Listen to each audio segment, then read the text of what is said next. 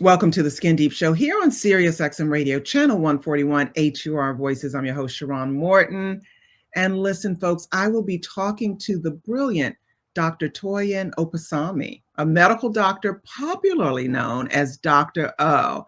She's a dedicated family practitioner who also treats HIV and substance use disorders.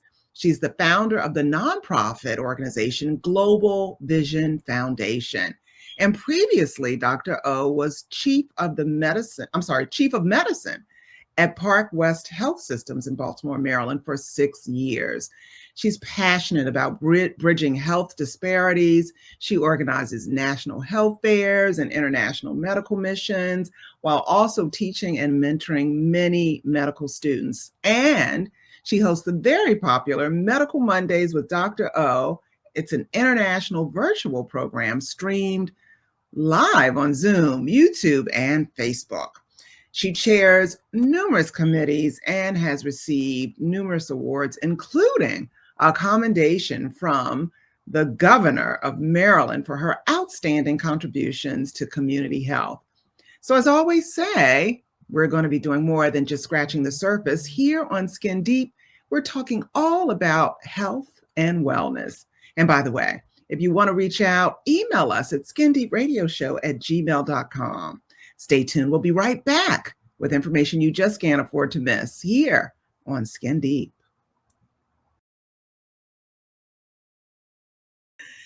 Welcome back to Skin Deep here on Sirius XM Radio, Channel 141. As I mentioned before the break, I have the brilliant Dr. Toyin Opesanmi. I want to make sure I'm pronouncing her name correctly because everyone calls her Dr. O. She's a medical doctor who sits on the boards of the Baltimore City Medical Center and has served on the advisory board for Abbott Laboratories, as well as speaker bureaus for Pfizer and Abbott. Additionally, she is the chair of the Nigerian Center in Washington, D.C. Welcome to the show, Dr. O. Thank you so much. Thank you for inviting me. Glad to be here. Now, I need to tell everybody, Dr. O helped my husband, who has been having some health challenges, and she referred us to some very nice people who have helped my husband, and it has really helped him tremendously, Dr. O. So thank you so much. We just found out the day before yesterday that things are looking up. So thank you, Dr. O, for that. Praise God. That is God. Yes. Thank Yes, you. it is. Yes, Thank it is. you.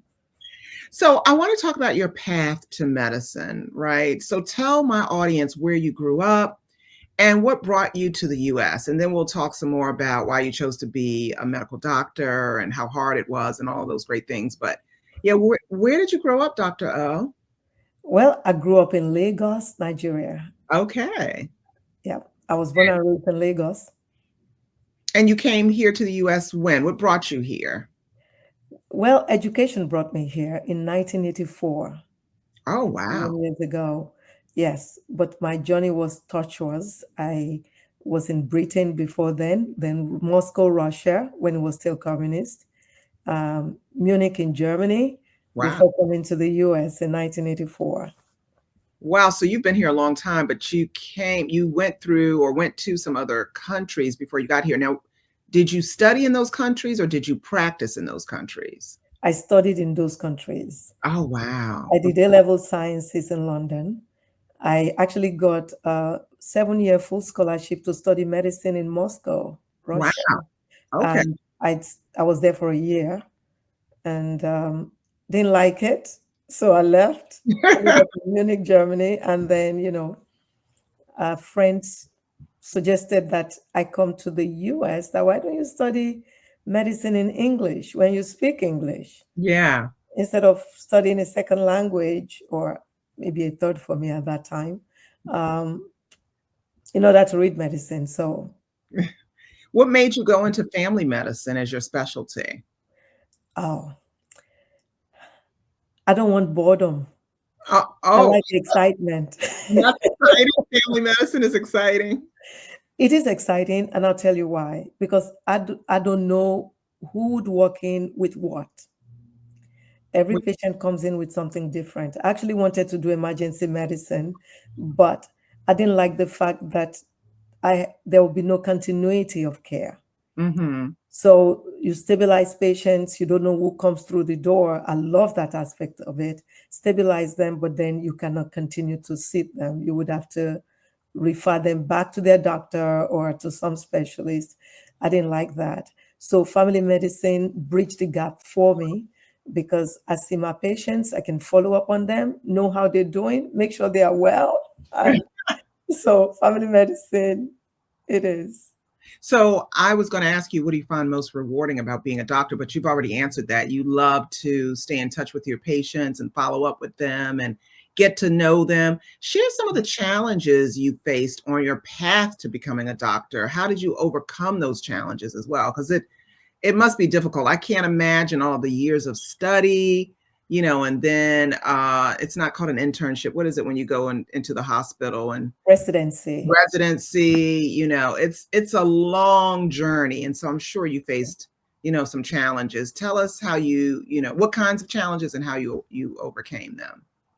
Well, mine started actually from Nigeria when I got admitted into medical school in Nigeria, but then showed up on the day I was supposed to show up and was told that my name was no more on the list for What, whatever reason.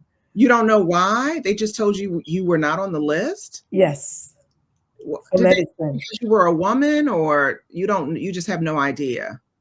Well, um, it means that my seat in the medical school class had been sold to somebody or given to someone else. So, Sold? well, for lack of a better word, I don't know, how to Wow. qualify that better than that. But the seat had been given to somebody else, and I was offered biochemistry. So my mom um, refused. She said she wants to read medicine. That's all she's been wanting to do. So she decided uh, that, well, both my parents actually decided that I should leave the country to go to Britain to go study. Okay. And in Britain, I had to do A level sciences in order to now apply to medical school. And it was during that period that somebody in church suggested that I apply to Russia, to Moscow, Russia, French, Patrice Lumumba Friendship University, Oh, to go study medicine. And I applied and got full scholarship. So I went. they have a medical school named after Patrick Lumumba in Russia. Friendship University in 1981. Wow, is it still there? I don't know. Oh, okay. All right. So you decided to go there and you didn't really like it, so you went to Germany, right? And I was at the Goethe Institute studying German language as a stepping stone into, now navigating medicine when um, a lady, Mary Beth Weber, who I'm still looking for, she came from Minnesota at that time. We were in the language school together. Um, when she suggested that I come to the US to Mhm. study. And I called my mom and she said, pack your bags in 2 weeks. And you You'll be came? there. So she was there and we came over. Oh, you and your mom came over. Yeah, in 1983, actually. But Wow. I had to go back to Nigeria to go get an I-20, so no, I got an I-20 in Chicago and I had to go back to go get student visa. Oh, okay. Wow, 1983, that brings such memories. That was my freshman year of college. Oh, Oh, wow. those were the good old days. Wow. Yes, yes. How has the field of medicine evolved, Dr. O, since you began practicing, so many years ago? And how do you see it changing in the next decade? Like, I mean, since COVID or when COVID came, I saw how medicine changed to a more virtual appointments and what is it called? Telehealth, Telehealth or telemedicine. telemedicine. Is that what you see, or see how medicine has evolved? And do you see it changing even more where robots are, your assistant in the office, or what do you see? Medicine has changed a lot. Hmm. And Um, good or bad? Because I think it's a mix. well, you're right there. It's a myth. It's a mix because insurance companies have a lot to do with how Yeah. medicine is practiced these days. Mm. We prescribe medications, and insurance may decide not to cover it. And so we may have to explain why we need it by Mhm. doing what we call prior authorizations, and that can be approved or denied. Right. Then we may have to look for alternatives if there are any for the patient. So that aspect of it is tough because when a doctor cannot make the right decision for their patients, because the patient cannot afford that right decision, Yeah. that's tough. Um, Reimbursement to doctors has decreased tremendously. Mhm. Right. A lot to do with insurances. But there Mhm. are positives. You mentioned telemedicine, and since 2020, especially, telemedicine had gained grounds. However, recently, Medicare discontinued telemedicine. Wow, are you serious? They They did will not pay that. for it anymore. They There's wouldn't pay been, for it? before COVID, actually, before 2020, there was telemedicine. Mhm. We had telemedicine, and the process to it was different. The clinician can be anywhere in the world, but the patient had to be in the clinic setting. When COVID hit, both patients and provider can be anywhere. And I've Right. seen that it had helped a lot of patients to be Mhm. able to have continuity of care because they could be at work, schedule their appointments for their during their lunch break, Yeah. and be able to juggle both instead of having to take off to go see the physician.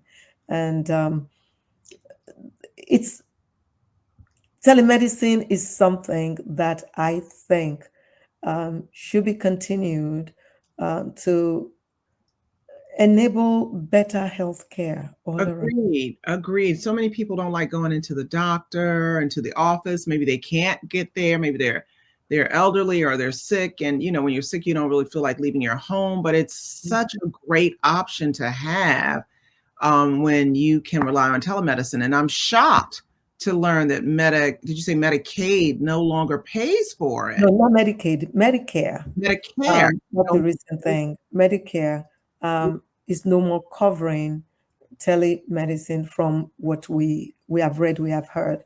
But technology also has gained a lot of grounds in medicine. Yeah, We've moved, I can comfortably say that, in most settings from paper to electronic health records, which yeah. is fantastic. That is And then, fantastic. We got to take a break real quick, Dr. O. But yes, I agree with you. Technology, I always say technology is both good and bad, but we'll pick that up on the other side of the break, folks. You stay tuned right here on Skin Deep on SiriusXM Radio. We'll be right back.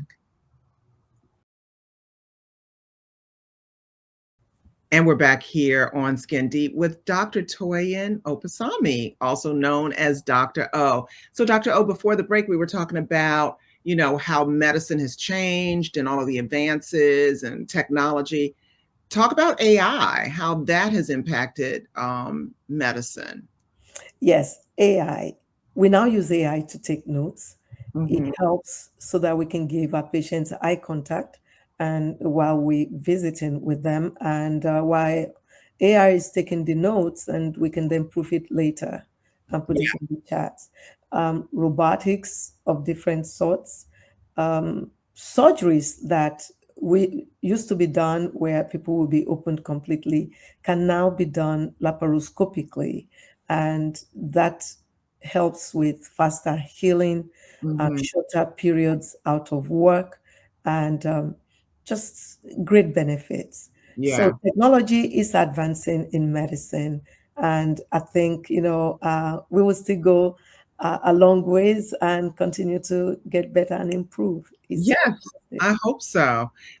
Let's talk a little bit about your approach to treating patients who may disagree with your treatment plan, or if you disagree with a colleague's treatment plan. What do you do in those instances? Because a lot of times people know that they can get a second opinion if they disagree with you? How do you approach issues like that?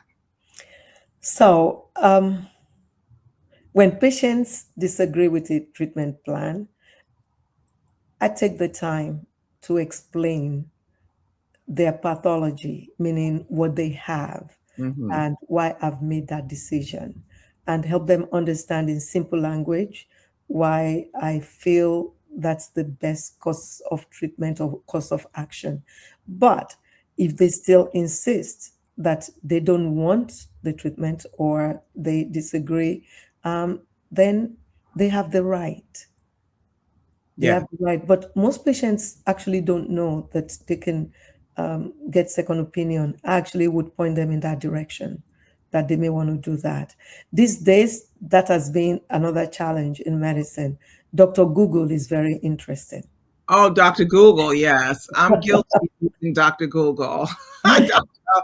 I think people believe that Google has all of the right answers, and that's not necessarily true. Is that what you were going to mention or talk or say? Yes. Ah, So Google is good. However, um, without medical knowledge, Google can become dangerous.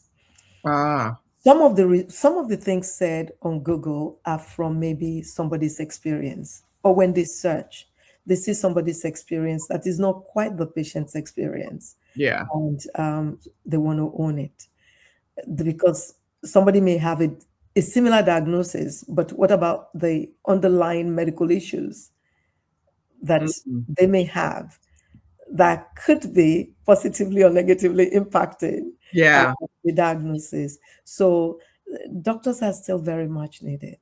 And yeah, that's a difficult terrain these days. Patience is what it takes. I I take the time to explain. One thing that patients will complain about in our setting is the time, because I take the time each patient needs. I yeah. don't care. And that's good because a Yeah. lot of excuse me, a lot of times patients feel like doctors are rushing them, out of the office. They, spend maybe 20 minutes with them. And I think doctors are under tremendous pressure as well because, insurance and payments and all of these other things, they have to get as many people in as possible. I have a couple of friends who are medical doctors and they work for very large uh, companies and they left because they just felt like they weren't able to spend the kind of quality time that they needed to with their patients. And they just felt like it was like a factory almost. So, it's good that you spend time with your patients and they don't feel rushed. But Dr. O, let's talk about stress, and dealing with burnout as a doctor. Do you ever have those issues? Well, medicine generally is a high pressure Yeah. profession, occupation. I am blessed because it is what I love to do. I am where I need to be. So I enjoy it, whether I get paid or not. And that's part of the reason why I will spend the time a patient needs with them, Good. because it's not about money. I love what I do. So that is helpful for me. Yes. They Um, say when you love what you do, it's not really work. yes. Yeah, that's a I good thing. stay, I Huh? stay focused and on the immediate task, immediate patient, the person in front of me. Mhm. And I take that into everything I do. I take one moment, 1 minute at a time. Again, that's why I went into family medicine, because I don't like to know what is coming. I don't want to do heart all the time. I'll get bored. Somebody comes in with headache, the next person is abdominal pain, the next person is diabetes. I love it. It's different. Nothing It's is different. different. Yeah. Yeah, I love it. So I like that, but I do practice mindfulness. I do take time to have me times, Mhm, and mm. I love dancing. Oh, And me I do too. that without music. I'll make my own music. We have that in common, Doctor O. I love to dance too. I'm about to ask you for some free advice. I struggle with high cholesterol, and I don't know why, because I eat like a bird. My blood pressure is always good. My weight is good. My BMI is under 25. I'm a, like I said, a healthy eater, a mostly clean eater. So the doctor says it's hereditary. Now they want to put me on medication. I couldn't take statins. I was allergic to statins. So now they want to put me on Repatha. Have you heard of that, Repatha? Yeah. Hmm. What do you think, doctor? I mean, can I like continue to diet and exercise and get rid of it, get rid of this cholesterol? Or because I'm now 60, they're saying the older you get, the more cholesterol your body produces. I don't know if I believe that, but that I really need to be on some kind of medication for it. Well, let me tell you first off that you are beautiful. Oh, You don't look a thank day 60. But cholesterol, it doesn't have to do with age. And I'm sure you've been worked up. It's familiar. you. So it's not what you brought on yourself. Mm-hmm. It's not your eating habit. If it's your genes, that's one thing you cannot change. Yeah. So dealing with it is very important because if you think about cholesterol, it's like dumping fat into the blood vessels. Mm-hmm. Wow. And you don't want to continue dumping the fat in the blood vessels. It can get clogged in the heart, anywhere, in the Yeah. feet. It And the can feet? in the feet. Yes, Wow. Dr. Google is actually, and people will develop what is called the blue foot syndrome. Is that That's gout? Is that gout? no, No. no, has Blue? nothing to do with gout at all. Blue foot syndrome that can Good. actually lead to amputation. So cholesterol is not, high cholesterol rather, is not something that you should just sit on. If your doctors feel that you need to be treated, then it means that your LDL, for Yeah, instance, is very high and it it is. needs to be treated. Well, The there are HDL is low, and the what's the other one called? That's all those two the, things. the triglycerides is Triglycerides are probably good, also it's right. good, yeah, and the HDL is good. It's just that LDL that's not good. Okay, you want the HDL to be high.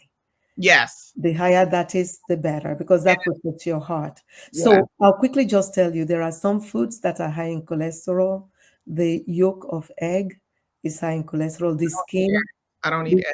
I don't eat butter. I don't eat dairy. I don't eat anything that cheese. I don't eat any of that because I know no, not even those. The skin of chicken or the skin of turkey. I don't eat the When skin. you're eating those, you want to take those off. Yes.